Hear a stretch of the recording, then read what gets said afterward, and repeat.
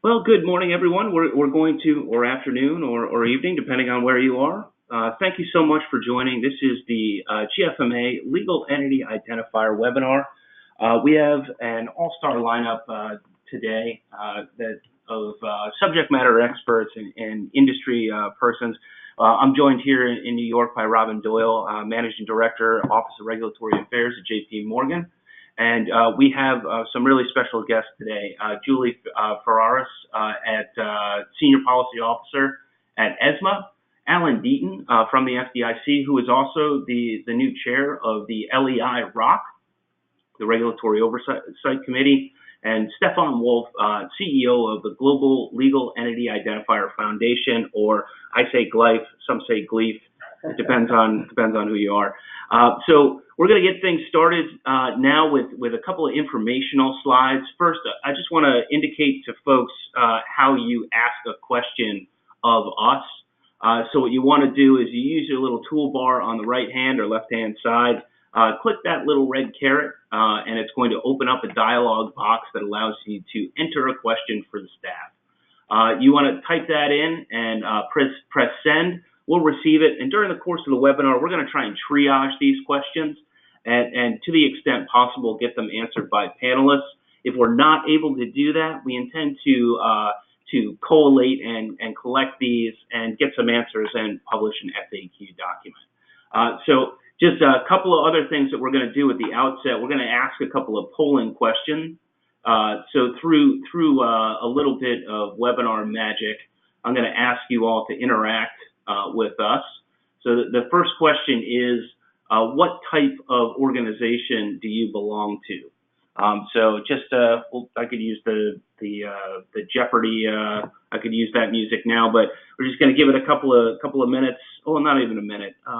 We got really good participation. Thank you for clicking. We've got 50% of the precincts in, 60. I'm going to wait until we get to 80% of the precincts reporting and close the poll, and then display it to folks. So let me close the poll and show the results.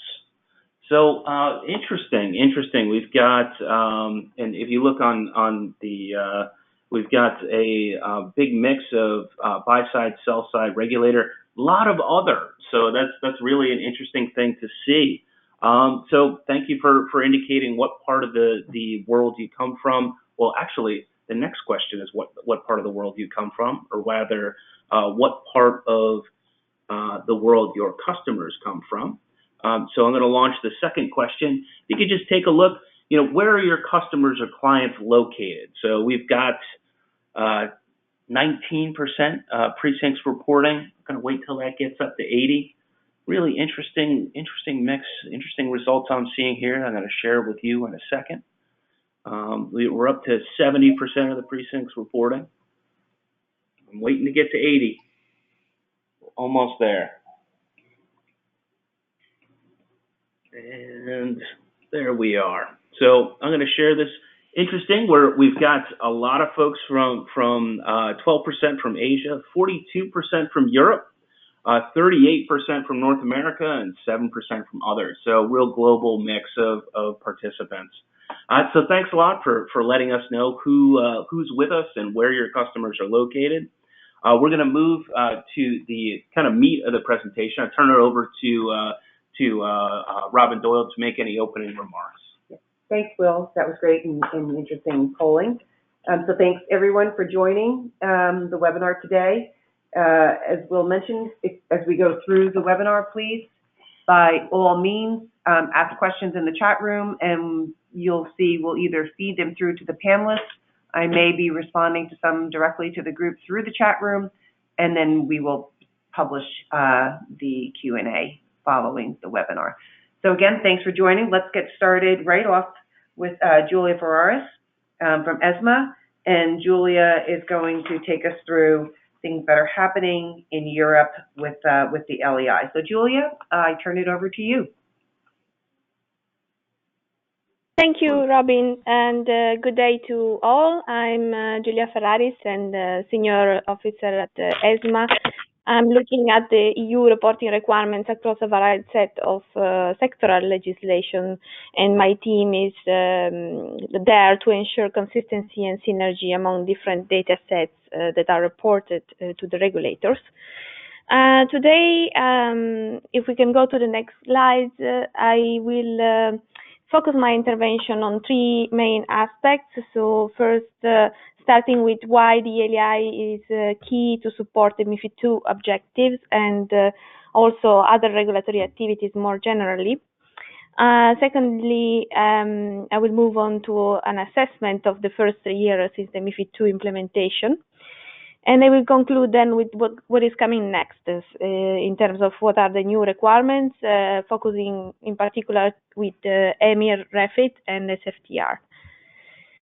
So let me start with the rules under MiFID II. That's the next slide. I believe many of you know by now, MiFID II has introduced very far-reaching requirements. And the rules not only apply to entities that are subject to the reporting obligation, as shown in the diagram, EU trading venues and investment firms, but they also apply to all clients and any entity that is issuing financial instruments traded on European trading venue. And as indicated in the slide diagram, these are not only financial entities, but also corporate entities, and also they can be non-EU entities as well. It is not a requirement that the entity is based in Europe. For client of investment firms, these rules have become known as the No LEI No Trade rule, which actually prohibits EU firms to act on the instructions of a client who does not have an LEI. And this means that the LEI code becomes a precondition for clients wishing to access the EU markets. So the rules are quite extensive, and we faced some concerns from market participants when they were first introduced, in particular with respect to the fear of disrupting the markets and having an impact on trading in Europe. On the contrary, that is not what we have observed so far, and in fact we are already enjoying the benefits in terms of improved data quality, which is supporting the regulatory objective under MiFID II and beyond. So in the next slides, I will tell you a bit more about what are the benefits. So with MiFID II, ESMA has built a system that receives roughly 7 million records on financial instruments per day. And these million of records contain information about traded financial instruments, including the LEI of the issuer. The system also collects this information to support national supervisory surveillance activity with respect to market abuse, and also supports the transparency regime and the suspension coordination. So each national supervisor in the EU also receives transaction data in addition to the instrument reference data that we receive. And this transaction data also contains information about each transaction, including the LEI of the investment firms as well as all its clients. So when we add all these millions of records,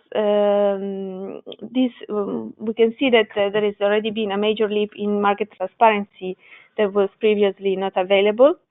And LEI is key for us to match and aggregate data coming from all these different reporting flows. So as the diagram in the slide shows, first of all, LEI contributes to the market abuse surveillance activity of regulators, as this is the only data element that allows the unique and persistent identification of clients of financial institutions. This is also used to define what are the market abuse supervision competencies. So which national authority is responsible for supervising trading activities in bonds and related derivatives. And that is because for this instrument, MiFID states that the responsible supervisor should be the one where the issuer is located. And this even if the instrument is then traded in another country, different from the issuer location. So the information about the location of the issuer is only available on the LEI database. And that means that the LEI code becomes the primary key that allows the 28 national supervisors to exchange transaction data that is received on these instruments, and therefore allow then the competent supervisor to properly conduct their surveillance activity on bonds and derivatives. There are also other objectives that the LEI is fulfilling in this area. The LEI supports our work on transparency, and in particular with respect to the liquidity thresholds calculation, which determines whether or not a transaction in a financial instrument should be subject to real-time transparency. In particular, we use the LEI, for instance, to identify the reference entity for single name CDS, or to identify the issuer of the underlying bond for bond future. And in these cases, it is very important to have this information in order to classify the instrument correctly and apply then the correct transparency regime. Finally, this is something a bit broader, an objective that goes beyond MiFID II, and that is on systemic risk monitoring. And in particular, the LEI reference data also allows for better network analysis that is based on the location of the counterparties. For example, we use the LEI to improve the identification of clearing member across CCPs for our EU-wide CCP stress test. The LEI also facilitated the reconciliation of information and network analysis for our annual report on the EU derivative markets and the analysis on CDS usage done by UCITS. So all these activities go even beyond the MiFID II objectives, but they largely benefited also from the extensive requirements that have been introduced under MiFID II, which made the LEI mandatory for a much broader set of entities. So moving on to assessing more the implementation in the next slides. If we can move to the next slide.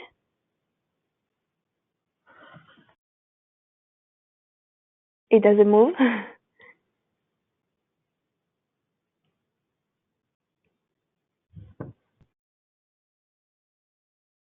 Can you move to the next slide?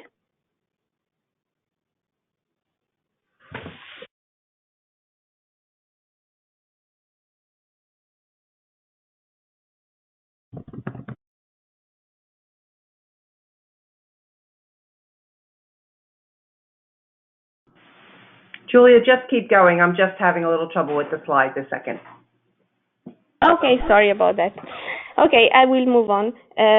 So let's move on, and the assessment of the implementation. MiFID II now has been in place for a little over a year, and our activities with respect to the LEI are shifting now from pure monitoring of the requirements to ongoing supervisory actions. So as you know, ESMA has issued a statement a few weeks ahead of the MiFID II go live, which allowed for a 6-month period to support the introduction of the requirements. And this 6-month period granted some relief to a limited subset of entities and under specific conditions. And since then, ESMA and NCA have been closely monitoring the use of the LEI, and they've observed that there has been a steady and substantial increase in its use. With the latest results are that almost 95% of the instruments that are reported in our reference data system have actually the correct LEI. And this development also led to the confirmation of the end of this 6 months relief period. So following the end of the relief, ESMA then worked with NCAs to identify what are the necessary measures to actively supervise the compliance with these requirements, and to ensure that there is a high degree of convergence among national supervisors, so that a minimum supervisory action is envisaged across all EU countries. So the Common Supervisory Plan on LEI was focusing mostly on the requirements for to identify LEI of clients and LEI of issuers, and that is because these are the requirements that are more complex to enforce, and also they have an extraterritorial effect, so they apply also to non-EU entities, which meant that there was a strong need for a coordinated action at EU level to ensure that there is an even playing field among all EU jurisdictions. And this actually was something that was agreed at the end of last year, and since then has been already being put in action. We also have to acknowledge, though, that there are some areas that could be improved to ensure that the LEI requirements are fully implemented. And this is in particular the LEI for non-EU issuer that we have observed that is still missing for 1/3 of the instruments in our system. This is for us not a huge number because the number of non-EU issuer is still very low compared to the total number of instruments that we have in our system. But nevertheless, it's something that we would like to focus on more closely. In addition to that, also the LEI coverage for clients of investment firms is something we would like to more closely monitor, given that it's more difficult to assess for investment firms and supervisors. And in this respect, these national supervisors have agreed to perform checks to monitor also the level of missing reports from their own investment firms, which may also be due to the lack of the LEI of the client, given the no LEI, no trade obligation.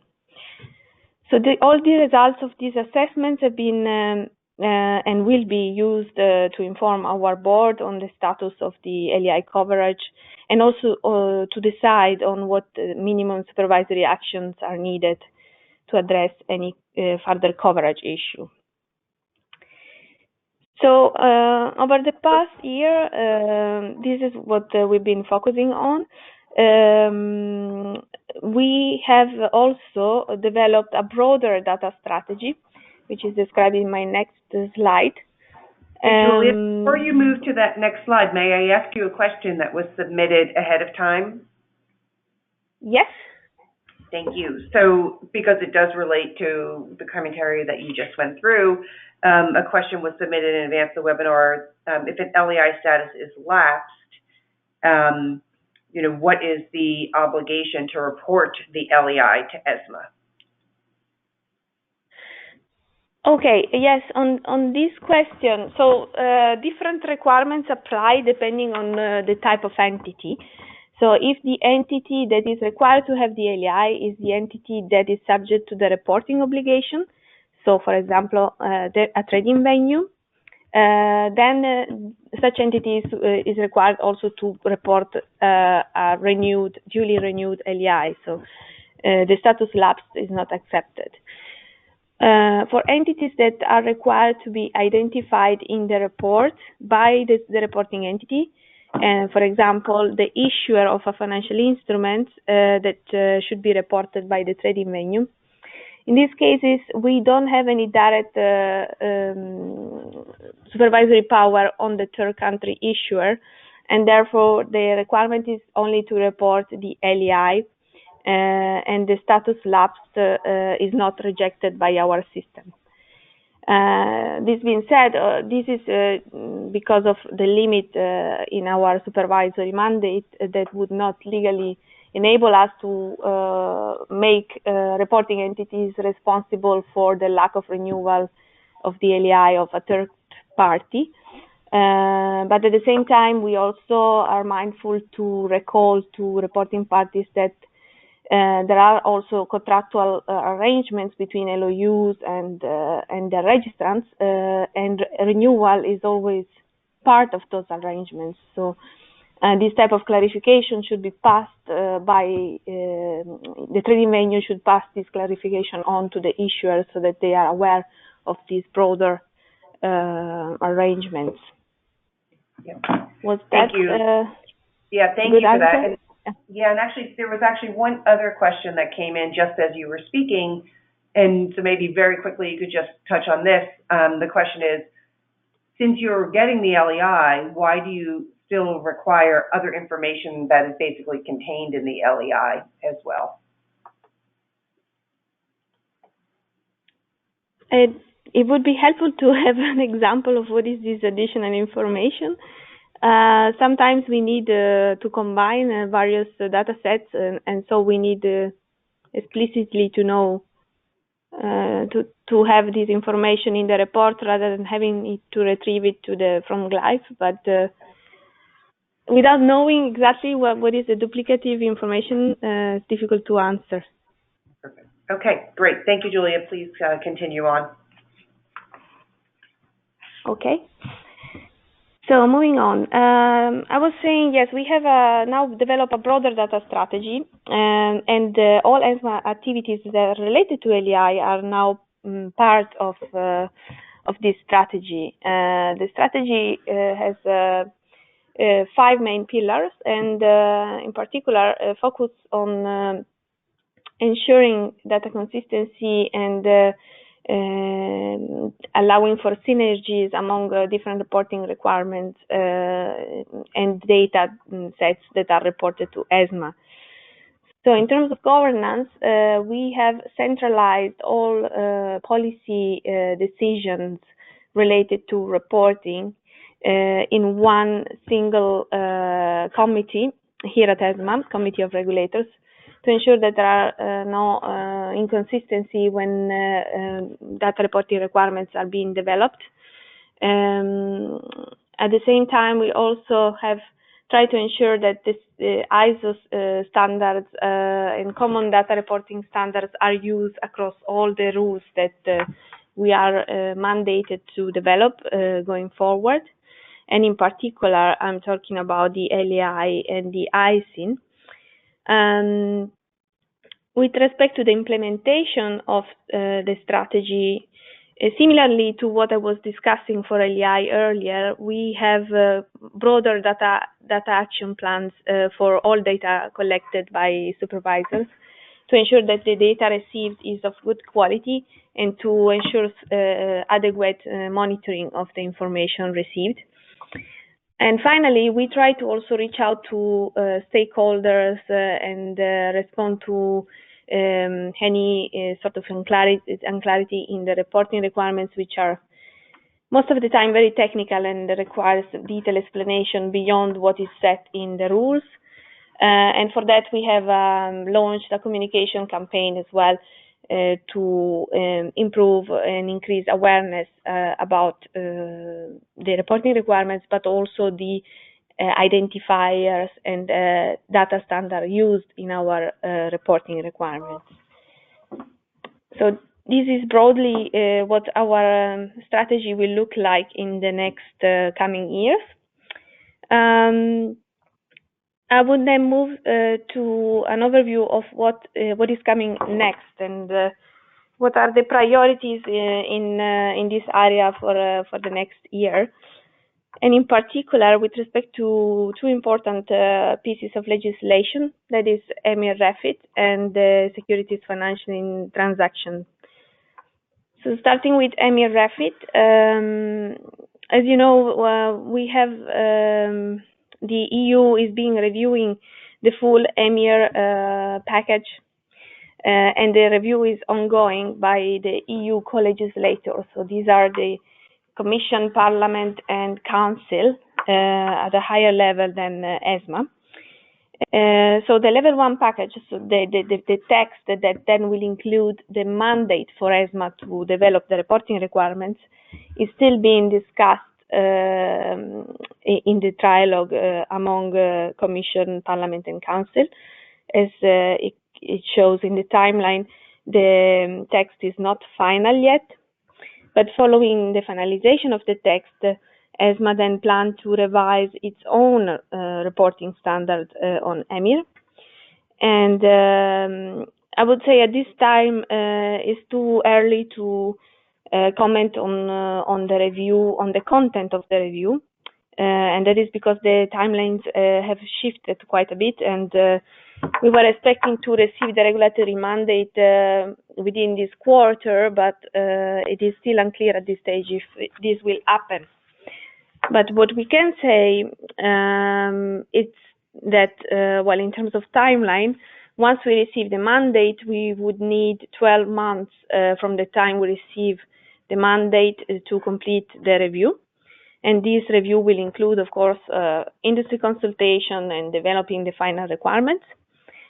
On the bright side, it seems that from the latest available text, ESMA will be able to set the go-live date for the revised reporting requirements. So, unlike the unfortunate experience under EMIR reporting version 1, in this time there is no fixed implementation date, so we would be able to set our own implementation date, also taking into account of the lead time needed for implementing IT system for reporting. And with respect to the content, the only thing I can mention could be that, well, we are very actively involved in all the global data standardization initiative, such as the CPMI IOSCO on the UTI, UPI, and critical derivatives elements. And our intention is to align as much as possible the review EMIR reporting requirements with these international standards. So moving on to the SFTR, is in the next. So this regulation will also mandate the LEI code for all parties that are involved in the securities financial transaction. The rules have many commonalities with the already existing EMIR reporting requirements, and both regulations, they leverage on the same reporting mechanism. They require counterparties to report the conclusion of a derivative contract, and as well as any subsequent life cycle event related to the transaction. And under both regimes, the entities that are involved in such transactions must be identified with an LEI, so there are no alternatives allowed. And these entities are a quite broad set of entities. We have counterparties to the transaction, beneficiaries, brokers, CCPs, clearing member. And in addition to that, due to the specificity of the securities financing transaction, we also have entity like the agent lender, the three-party collateral provider, the relevant CSD participants, and the issuer of the security that is subject to the SFT transaction. So overall, we're talking about more than 20 fields in the report that require the LEI as the entity identifier. And another specificity for the SFTR reporting, which is a bit different from EMIR, is the requirements for branches to report, which applies to both EU branches, but also non-EU branches. And these non-EU branches, provided that they are non-EU branches of EU entity. So this is very similar to the MiFIR requirements for branch reporting, but is a novelty with respect to securities financing transaction, because it wasn't something that was required under EMIR. Then if you focus on the diagram in the slide, The diagram also shows how the LEI data contributes to achieving the objectives of SFTR. In particular, it allows for the linking of trades with counterparties collateral, and it enables authority to understand what are the resultant exposure to improve the monitoring of these activities.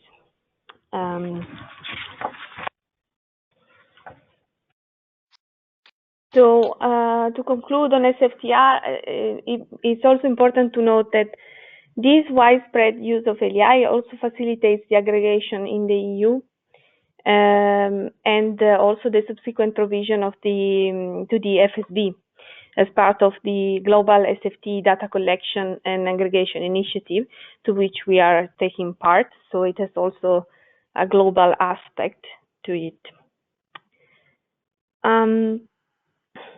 So to conclude, I just wanted to emphasize that we had quite a good experience with the implementation of the recent requirements, and we actually noted how many stakeholders are increasingly becoming more comfortable with the LEI and are actually calling for the LEI to be standard pan-European identifier, so that can be used for all regulatory purposes. So I hope that we can continue to count on the good cooperation, and hope also that the European experience will encourage other regulators to take steps to further mandate the LEI in the reporting requirements.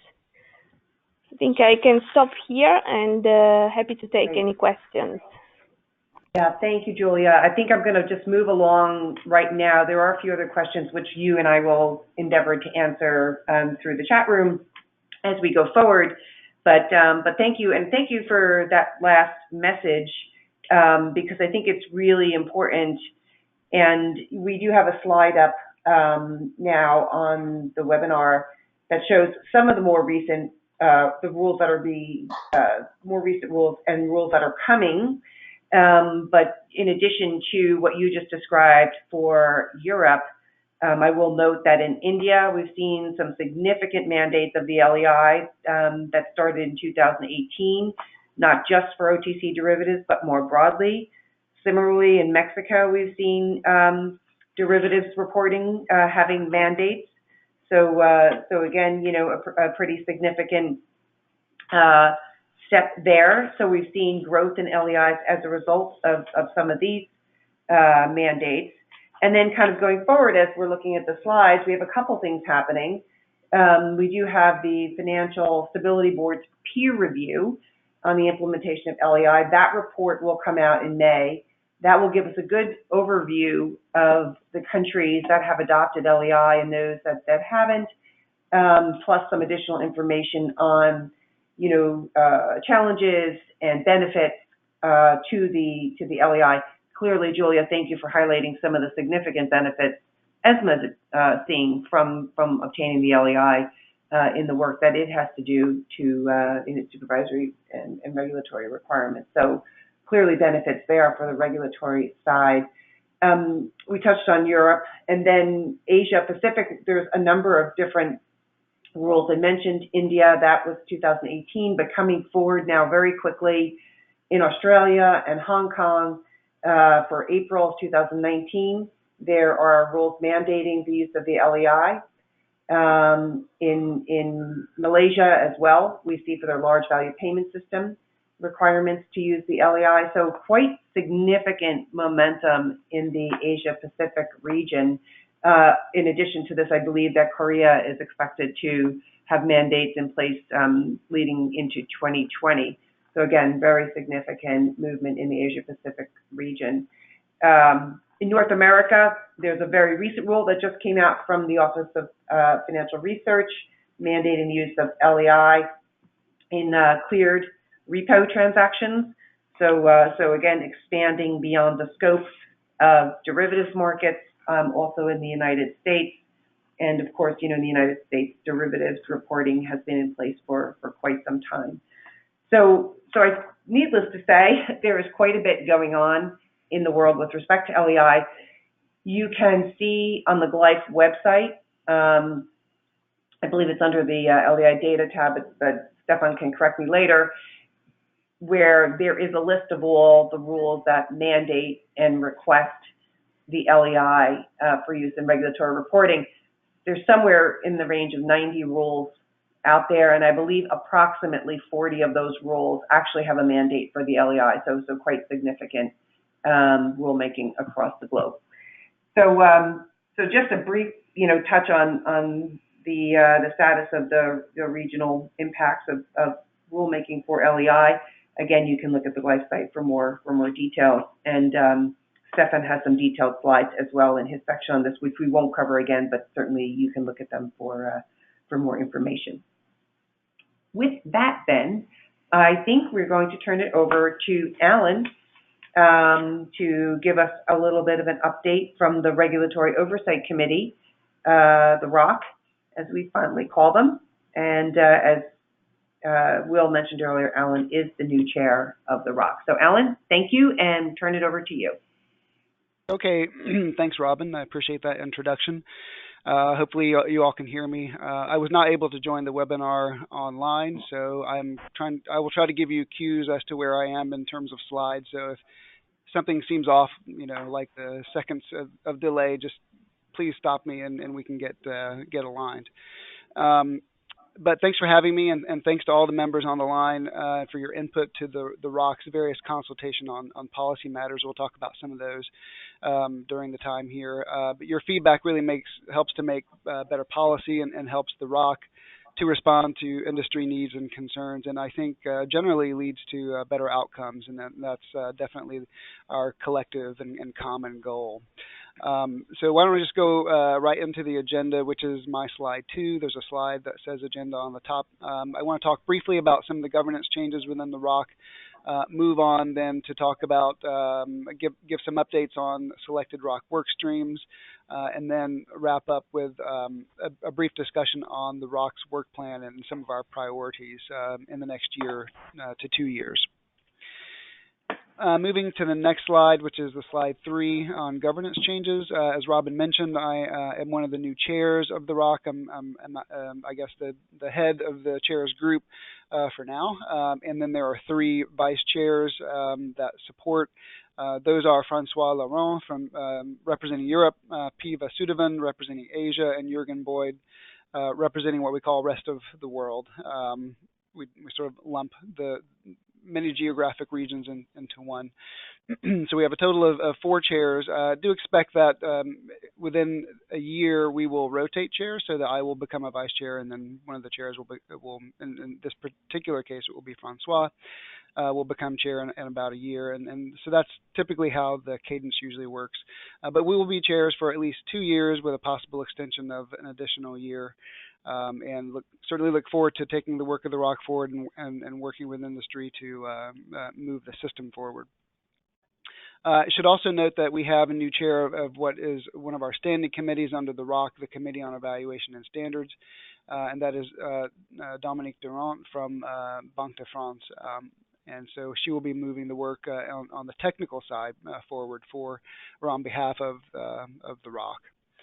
So I'll leave that and move on to the next slide, which is slide 4. And now we're getting into some of the work streams that we've been working on the last couple of years. This is a topic we talked with you about a year ago. I think it was in April of 2018. We presented on this topic, or I presented on this topic, and we were at the time calling this work stream corporate actions. And we were working at the time also to finalize our policy. We had just had a workshop with industry and talking to the respondents to the public consultation on corporate actions. And so we, subsequent to that workshop and the presentation last year, we did finally publish a final policy in October of last year, 2018. And I just wanted to highlight some of the key features or main features of the policy as published in October. And the first thing was we changed the name of what we were calling corporate actions to legal entity events. And we changed the terminology because there are a great number of corporate actions that really don't impact the data within the system. In fact, the vast majority of corporate actions do not impact the data in the system. Really, it's those legal entity events. They're a very finite number, and we wanted to really focus on them. So we changed the terminology, and so in the final policy, you will see that we don't refer to it as corporate actions anymore. It's somewhat synonymous, but at least in this context. Another one of the key concepts I wanted to bring out is that we heard through the consultations and the workshops that an incremental approach is preferred, that the big bang approach likely wouldn't work, the boil of the ocean, if you will.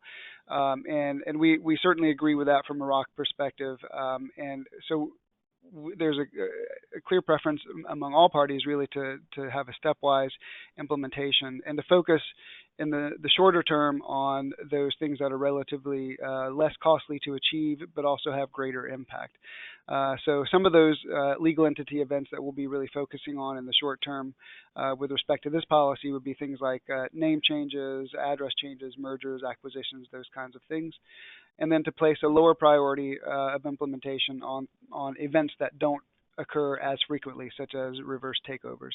And I think this helps us to instill in the system that we learn as we go, because there are really too many theoretical scenarios and unintended consequences to fully envision prior to implementation. So this helps us to get the most bang for the buck in terms of implementation of changes, but also to remain flexible to learn and change as we grow. Another feature that I wanted to highlight is on data feeds. There are a variety of commercial and regulatory data feeds that have data that would be pertinent to the information in the global LEI system, and we believe that that the system should incorporate in that information as much as possible to notify local operating units and also registrants to potential changes to the information in the system. That they would need to come back, that the registrants would need to come back and make changes to their records to reflect. We believe that the update should happen through the normal process of self-registration at this point, rather than having an automatic updating of the information. That's been ROC policy since the beginning, and we will continue to have discussions around that particular aspect. There are some limited cases where we believe it could be okay for data feeds to inform and be the basis for making changes in the system, and that's when you have an entity, for example, that is no longer able to make updates to its own records. For example, for businesses that go out of business, would be one example. And in relation to data feeds, we think that a phasing in approach again would be acceptable and maybe even preferable, with a focus on the data feeds that could have the biggest impact in the system, because there are a great number of them, both from a regulatory data feed perspective and also commercial data feeds. And you can't do everything at once, but to really prioritize which ones would be the most useful in the short term. On effective dates, we do believe that effective dates should be incorporated into the system. And effective dates, what I'm talking about there is, effective dates reflect when legal entity events actually become legally effective for a legal entity. That is very separate from when a change is actually made to the system. And effective dates really drive a lot of decisions in terms of regulation and in the marketplace. So we believe that's really important that we do have that information in the system. We believe it could also, in this instance, be phased in over time. And we will be working in the next year or so with the Global LEI Foundation, who you'll be hearing from next, to plan implementation for effective dates. On historical data, we believe that the users should really be able to easily access and use an entity's data history through multiple channels, whether they're using the user interface or an application programming interface or the files that can be downloaded from the GLIFE. And we've seen actually big improvements in the access to data over the last couple of years, and in particular with the implementation of what's called Search 2.0 at the foundation. And maybe Stefan next will talk a little bit about this, but you can now begin to see the the parent information and the family tree, which I think is really interesting and really exciting to see. So we've seen a lot of really good improvements in the way that data is able to be visualized and accessed, and we hope to continue to make that better in the future. On spin-off relationships, we believe that this should be recorded in the system on a fully optional basis for now, with possible mandatory reporting in the future. And then finally, on inactive entities, we would like to clarify the definition of inactive entities. There's some ambiguity in the system as it currently exists in the definitions. And these cases can be really quite tricky, and so it's an area where you sort of have to learn by doing as well. For example, there are cases where an entity really hasn't taken any steps to terminate its legal existence, but it has no meaningful economic activity and no possibility of future activity. These could be considered dormant entities. So we want to really get a little bit more specificity around the definition of inactive entities. So that should also be coming soon. So those are the highlights of the legal entity events policy that is on the leirock.org website. So please, if you want to go look into the minor details of it, please go to the website and download the report. Yeah, thanks for that. That was a question that came in, and I did, in fact, share that information with all the participants, that's where they could find the details. So thanks. Oh, excellent. Yes, we try to, in the name of transparency, we try to publish everything out on leirock.org, both the consultations and the final policies and all of that. So always happy to have questions about it too. Let's move on then to funds relationships. That is on slide 5. And I'll speak briefly about this because more information will be coming. And I might offer that if there is enough interest, we could perhaps come back and focus on a future webinar just on this particular topic. I know there's a lot of interest around it. But at this point, we have conducted now 2 public consultations and 1 workshop with industry on the policy to clarify funds relationships. I think it's been viewed as a very good working relationship from my perspective and the feedback that I've heard in developing this final policy. The second consultation was open from, I think, mid-November of last year to around mid-January of this year. And the consultation proposed a limited update to the way that relationships affecting funds are recorded in the system, with our overall objective of making sure that the implementation of the relationship data is consistent, and that it provides a means to facilitate a standardized collection of fund relationship information at a more global level. So through the second consultation, we proposed and sought feedback on definitional elements, definitions around fund management entity relationship, umbrella structure relationship, master feeder relationship. I don't want to get into those. They're in great detail on the website and the consultation documents themselves. We also proposed to eliminate the generic category of other fund family going forward and replacing that with these various relationship types. We proposed to make reporting of these relationships optional with some exceptions for mandatory reporting. And this was primarily because it's difficult to have a meaningful, workable definition that would cover really all possible legal structures in all jurisdictions around the globe. There was also a concern that making mandatory reporting could increase costs to the system, and this would work against the priority of increasing LEI coverage. We received good responses to the public consultation. In all, we received 11 that included from industry associations, individual firms, and also individuals. So a broad mix of responses. And generally, we heard a large level of support for the revised policy as proposed, with some suggestions for modifications. And we saw a lot of support for the new definitions as defined in the policy. And I don't want to say too much about it because we're still under development of the final policy. The ROC itself, the plenary, has not seen all of the changes that will go into the final policy. I do expect that to be coming soon. We had hoped to have that published by the end of March. Given where we are in the calendar, I'd say it's probably going to bleed into April.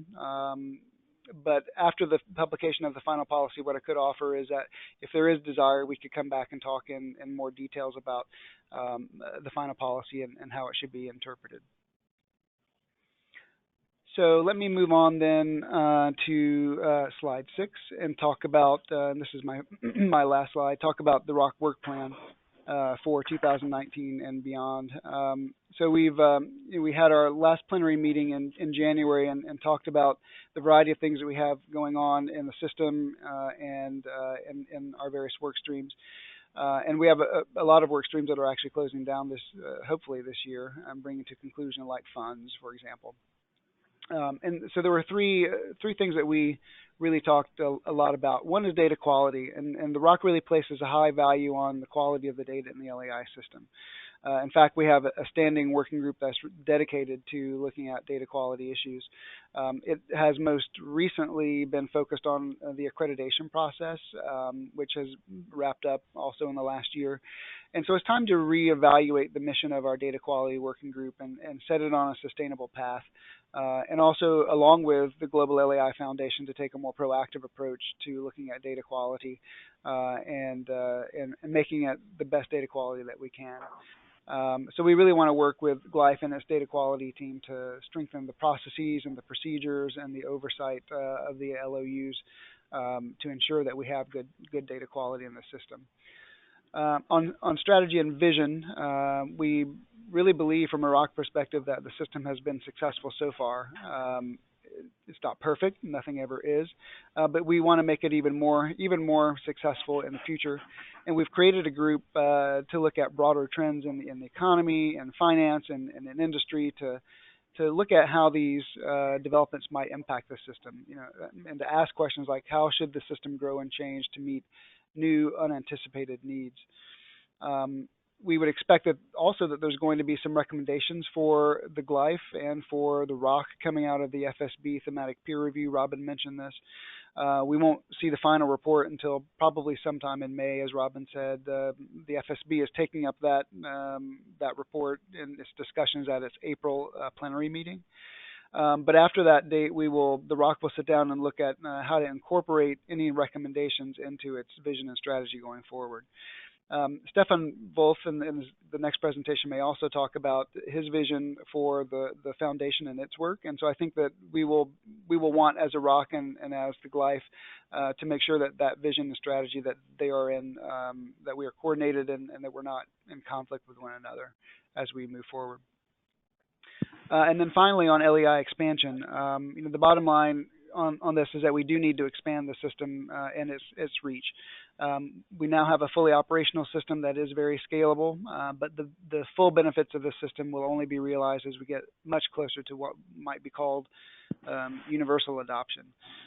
We now have about almost 1.4 million LEIs that have been issued. We'd really like to increase that to 10 times that number or more.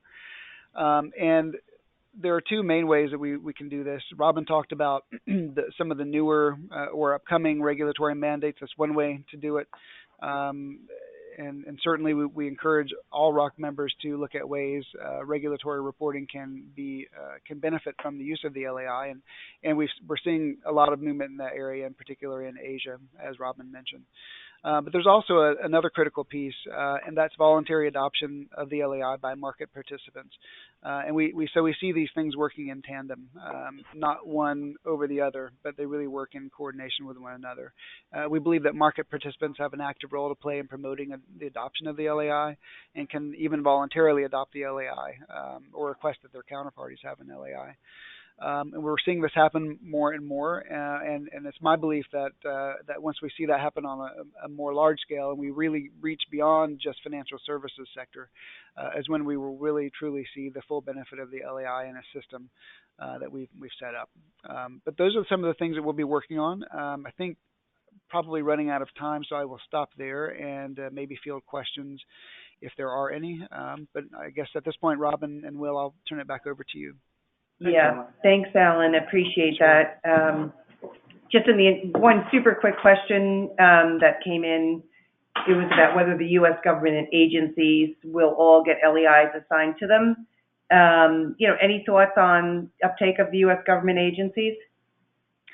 Well, I can't speak for all agencies, even though I do work for one. I will say that I think the question came in regarding debt issuance.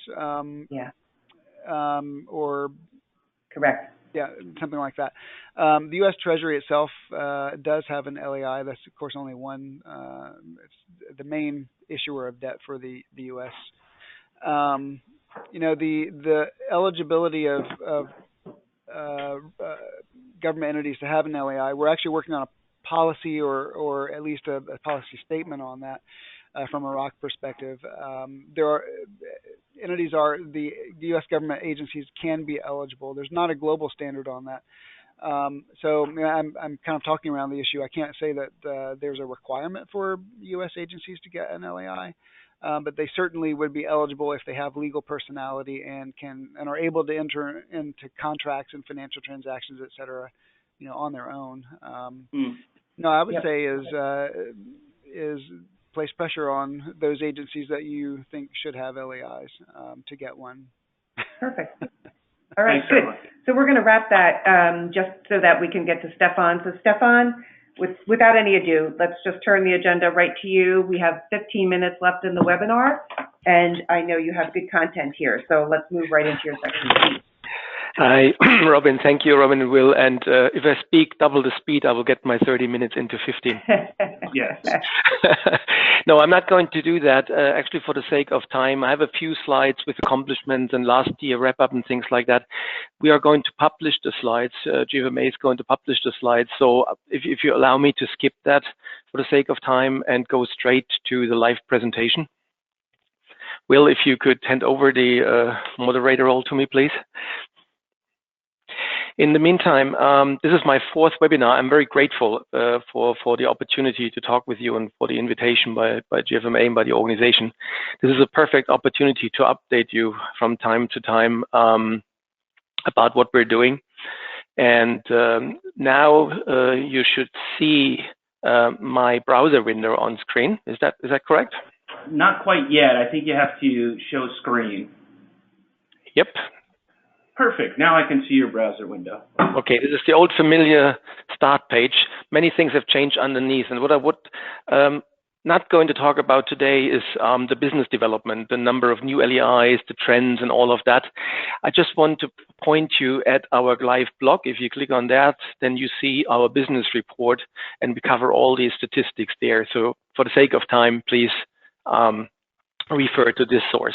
In general, I would say in the past MiFID timeframe, we're over 3 times higher per month in issuance than before MiFID. So we see now all the other regulations kicking in and creating numbers. What I would like to show you is our new access to data. We have here our search facility. We call it beta because we want to listen to what people think about it and, if there's a bug or something that we could fix. But for the demo, it's rather nice because I can simply type in the name of a company. And as you can see here, I'm typing in, oops, I was wrong. I'm typing in Nestle. Nestle is a global food manufacturer and certainly not the financial institutions. So let's dig into Nestle. And why are we doing this? Because while the LEI originates from the financial sector, it is completely use case agnostic. You can use this in any use case, in any sector, for any application that requires identification. And when you look at Nestle, click on that, you see the new format for our reporting. So you see the company name, where it's registered in the Swiss Statistical Office, the registration code at that registry, and some other information. At the bottom, you already see the big code. I informed this audience last year about our joint cooperation with SWIFT. We're publishing at the moment 23,000 mappings between the big and the LEI code, and that's going to continue and grow even further. I don't have a slide for that, but there was a question already mentioned whether we are going to publish the ISIN mapping, the LEI to the issuer to issue mapping. And according to Anna, we will start that in the April timeframe. So keep my fingers crossed that we'll see that file also very soon. Then you see a legal address and headquarters address. You see some registration details when it was initially registered, when it was last updated. So all of this has not changed. But what has changed is, if you scroll down a little bit, we now report on the hierarchy of Nestle. So obviously Nestle has no other parent that would consolidate the Nestle figures in their books. So from our definition point of view, the ultimate parent. Of course, there are stakeholders, of course, there are beneficiary owners, but that's not in the LEI system. But when you look, when you look at the, one more time, sorry. When you look at the numbers, then you can see we have already 68 companies, subsidiaries of Nestle, having an LEI.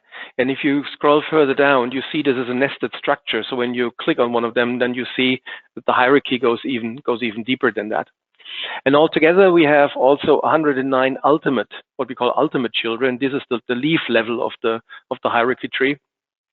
And I find this quite fascinating to have a non-financial institution having 150-something LEIs. And I was wondering, and maybe for the corporates among the audience, going 150 times through a registration process is painful. Our LOU partners offer top-down registration. So you can register top-down from the headquarters, if you like, all the subsidiaries, and you do this in one go. You usually get bulk discounts from the LOUs, and then you have never ever a compliance issue. So this is something I wanted to show you. This is not just for banks. This is for any organization in the world that wants to stay compliant with the rules of the game. And with this short presentation, there is so much more to show, but I want to stop here and return to you, Will, as a moderator. Hang on.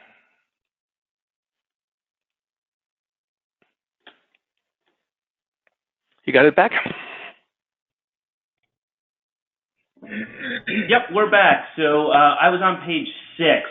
Where do you want to? Do you want to start on page 8 of your deck, the business outlook? Please, I want to skip the business outlook because for the sake of time. But please go to page number 27, which is no, sorry, in the consolidated slide deck, which is the page with the regulatory overview. 15, regulatory outlook.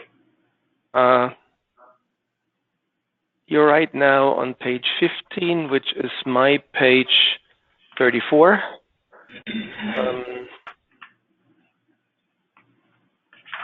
Now, why don't we stay there for a moment? Sure.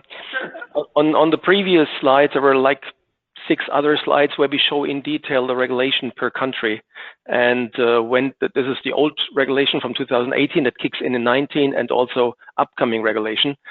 But in general, we see an uptick of regulation, and I wanted to make sure that we all understand the LEI is a very federated system, so there is no global enforcement. There is no central organization that would write law for every country. No, this is actually at the discretion of each sovereign to adopt the LEI, and we see this now. We see pockets of growth of LEI population, pockets of adoption that we haven't even thought of before, right? Let me give you one example. The Chinese customs has just issued a list of identifiers that they would accept in import-export global trade. And there were already 27 countries where they only accept the LEI, which is great news. But it was certainly not planned this way.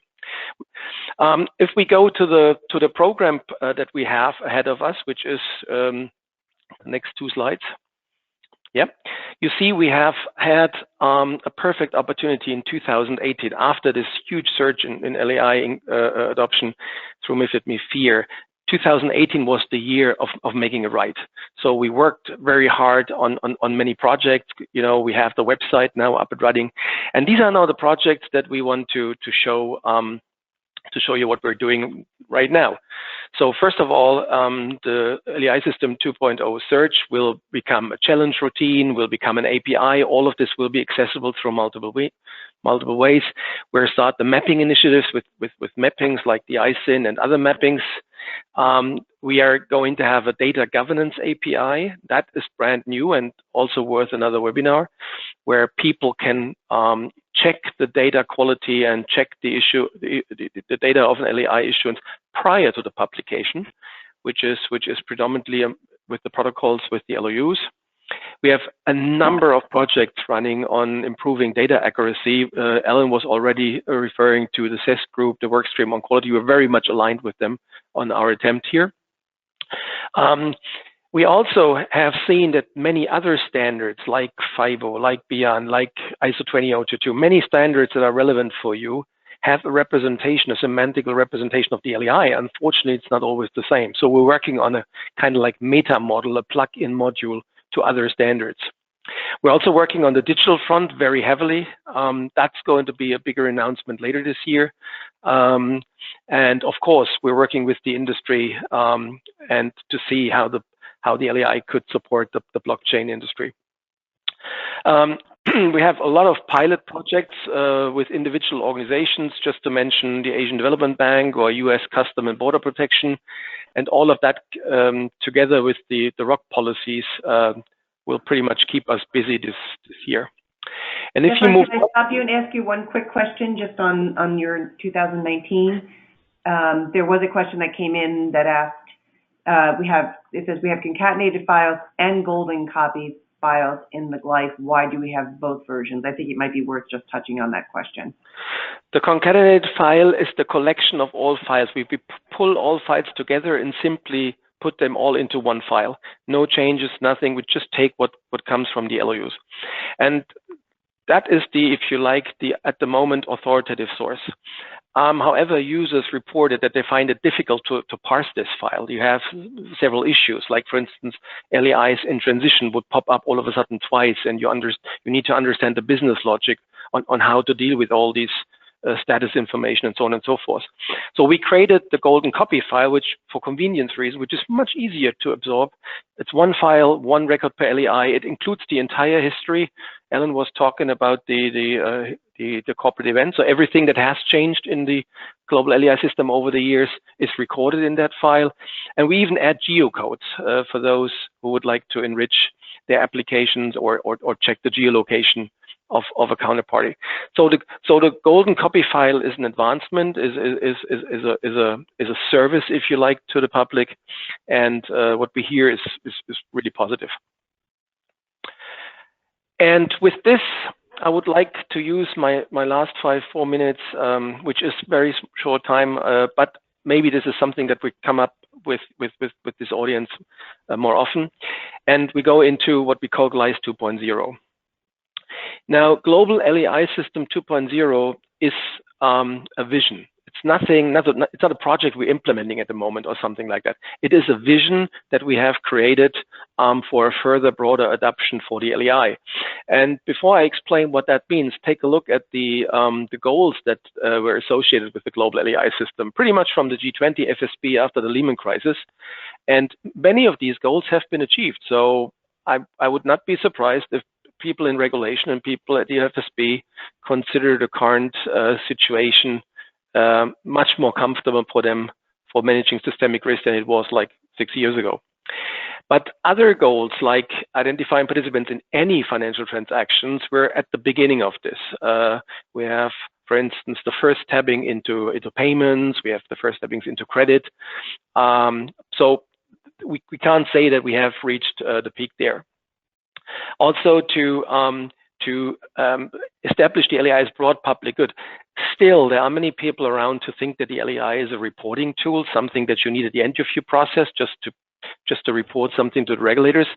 But luckily, and I think, through the hard work of everyone, more and more users of the LEI start to realize that they have so many benefits from using the LEI that they should think twice whether this is just a reporting tool or even become an operating tool in their normal business processes. And on the next slide in my presentation, I would like to show you the objectives that we have. Pretty bold statements here, I know that. Again, it's not a project, it's a destination. From roughly 1.4 million to 40 million LEIs. Where does the 40 million LEIs comes from? That is from our research, pretty much the number of legal entities out of the 200 to 400 million globally that engage in global trade, whether it's financial trade, physical product trade, virtual product trade. So these 40 million companies around the world participate in a cross-border space. And that is our target group. That is where we want to provide benefits. And when you look at all the bullet points, yes, we want the LEI to take a role in any financial transactions, especially international trades. The LEI should become part of a digital identity. There are multiple ways of doing that.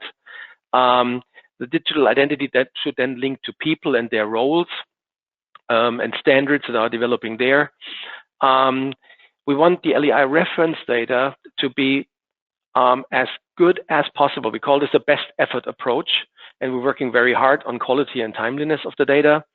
The next two topics I think are very interesting for you, because we think that we should bring the cost further down and also limit the burden for the industry, especially the SMEs, trusts, and all these organizations who have usually replied to us that they find it difficult. And of course, we want to, bring the LEI at that level to all the corporates for a large-scale cost reduction, advanced digitalization, and many more lean and agile processes. On the next page, you see a little bit what stands in our way. And sometimes it's good to be truthful to yourself. So we looked at it and we listened to the market, and basically the registrants say, we don't want to pay, it's too much. We don't want to pay X dollars, right, for getting an LEI. And quite frankly, we have not figured a number that the market would be willing to accept. We believe now the number that the market would accept is zero. As long as the LEI cost money, and if it's just $1, we will see pushback. And the numbers have come down tremendously from $220 in the beginning to now I think the cheapest is $45. But that is not good enough. We have to drive it further down. And at the same time, on the user side, so large banks, large corporates, the regulators, they say the LEI is a fantastic tool for us, yet there are not enough LEI numbers available that we can utilize it across all of our processes. And on the next page, you see what we created. We have our 3 pillars in our strategy. Number 1, we address the capital and money markets. That is bread and butter business. We also try to export this model into adjacent markets. But what we really want to do this year is running a research project, GLICE 2.0, where the vision is, are we smart enough all together to create a system where the registrant don't have to pay the fee anymore? Which raises immediately the question, who's going to carry the cost? On the next slide, you see what we are doing right now. We believe we need a broader reach out to the industry. We need to, discuss this matter. This is not just, a few guys having a smart idea. This is really an open consultation with the industry, and we're doing this with the help of one of the largest consulting firms, because we believe we need support with that. Life is still a very small organization. I'm very happy to tell you that we're close to a final decision and announcement, and the work can start eventually in the April timeframe. And the next page. These are the topics that we would like to raise.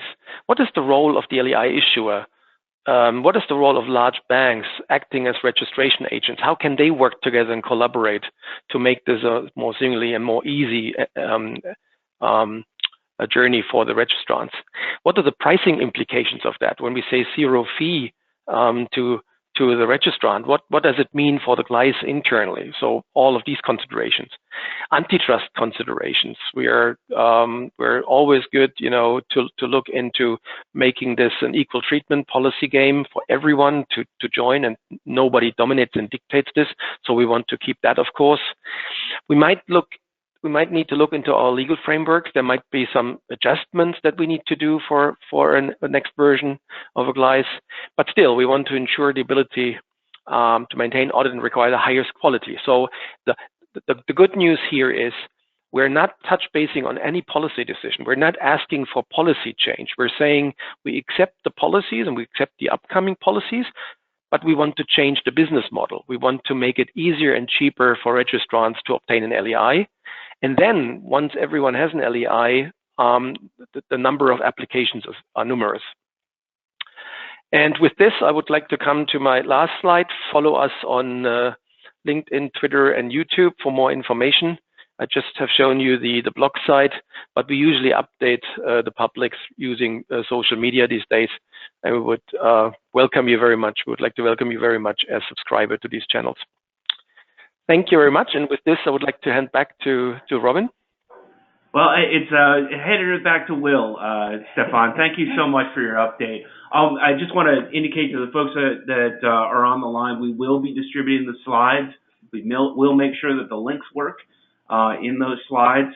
Quick note that the ESMA slides are going to be redacted, but later they will provide a link to their slides on their website. I'll make sure it gets to everyone who registered, and the links will be available on the GFMA website.